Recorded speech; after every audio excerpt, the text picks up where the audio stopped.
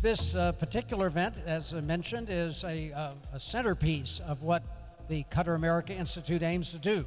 This is an organization geared toward cultural and educational activities to explain Qatar to the United States and to promote better understanding and friendship between the two countries. The sand carpet, it's a little long story, but it's coming from this idea of how carpets were part of the silk trade route and how that's transformed as it went through Persia, India, and other European countries. It's about these cultures mixing up, and I feel like an interaction with someone is always changing my identity, and identities are always in flux, so that's what the work is about.